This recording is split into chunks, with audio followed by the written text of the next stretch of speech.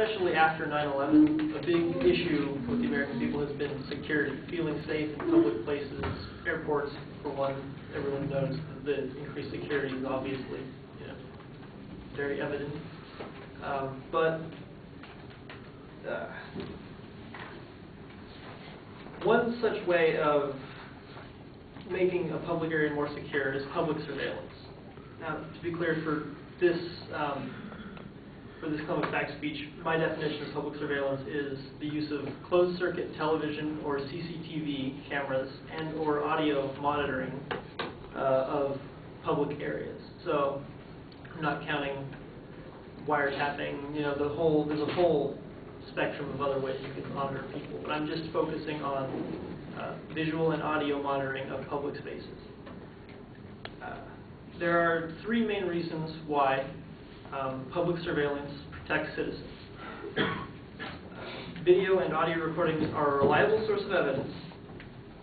They improve police effectiveness, and citizens feel safer knowing that there is monitoring present in an area. Now, going back to the first point.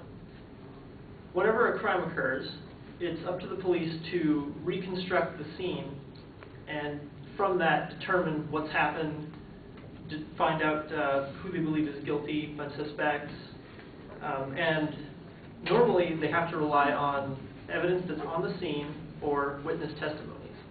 And both of those are direct sources of information. But with video monitoring or audio monitoring, they get a clear, unbiased view of what has occurred at the scene. As stated by John Furman, the Director of Research for the International Association of Chiefs of Police, it used to be you got to a crime scene and what you had was whatever was left there, a cigarette stub or a tire skid. Now it's possible to have between 5 and 10 video clips that they can gather from that area, depending on how public that area is. The objective nature of these cameras has been crucial in forcing confessions and gaining convictions, because witnesses have personal motives often, and their word cannot always be trusted. You can't use their testimony as a factual claim, only as a support in a greater argument. But video cannot lie. Second point, the improving of police effectiveness. Police can't be everywhere at once, obviously. They rely on patrols to monitor large areas at a time, and they can't be everywhere at once. So things can happen without them being there, and they have to rely on people calling 911 or eventually finding out about the scene after it's occurred. But with video and audio monitoring, they can have whole cities being monitored live by fewer people. It would, instead of having to have every street corner monitored by policemen, you can now have a group of individuals monitoring an entire city at once. And because of this, it will allow policemen who are actually on the street to be informed of crimes as they're happening, as opposed to having to find out depending on whenever someone decides to call 911. Jennifer Lee of the New York Times says that, in reference to CCTV, that they're transforming police work, joining witnesses and fingerprints as key tools in investigations. It's particularly useful in high-profile cases where identifying witnesses or finding people who committed a major crime. The video evidence and record of these people can be spread about, and it's easier to locate them. My final point, a majority of citizens feel safer knowing there's surveillance present. A 2007 survey by ABC News and The Washington Post found that 71% of Americans favored increased use of surveillance cameras, as opposed to 25% who did not. And I'm going to finally bring this up at the very evidence that cameras prevent crimes has been mixed. There's no definitive evidence that it prevents crimes from occurring, only that it makes solving crimes after they have occurred a lot more expedient. Though, because there are various ways of determining the effectiveness of it, there have been cases that have shown them to drastically lower the amount of crime that occurs in an area. In conclusion, those are the reasons that public surveillance in an area can protect citizens from crime. Thank you.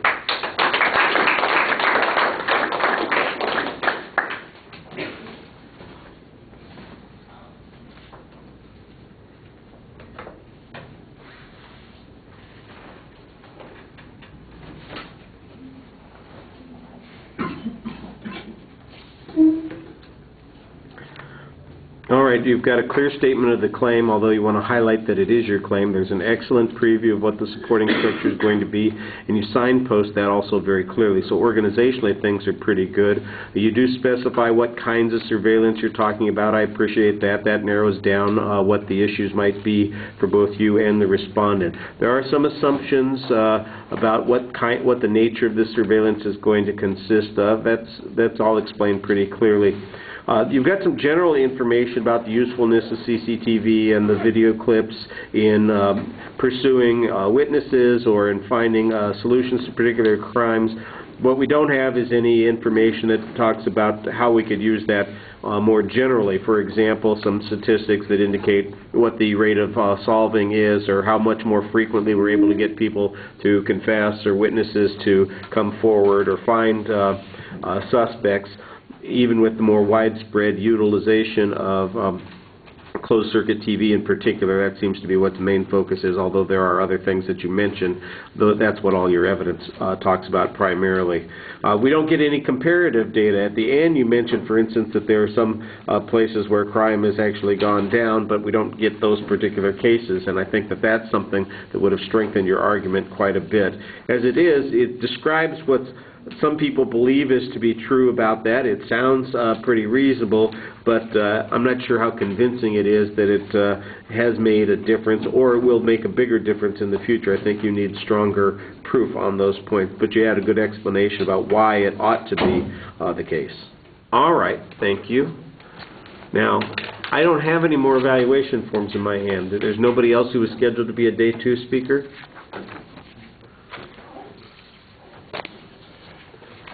All right. Wednesday, we have our midterm, in case you did not remember. And the study guide is on Blackboard. You need to have one of the little quiz strips for your qualifying test. And then each group that does the test, you need one of the 886 Scantrons per group. Not everybody in the group needs them, just one per group. If you've not formed groups yet, you might talk to people before you rush out of here and see if there are people that you're interested with, but we will not leave anybody by themselves. We'll create foster groups for you. You know, we'll be adopted. We won't have any orphans. Everybody will get the chance to work in a group as part of the test on Wednesday, okay?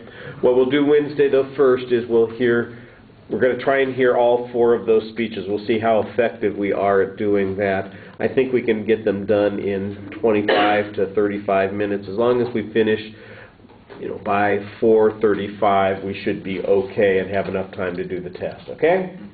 All right. Well, then we'll see you 46 hours from now, give or take.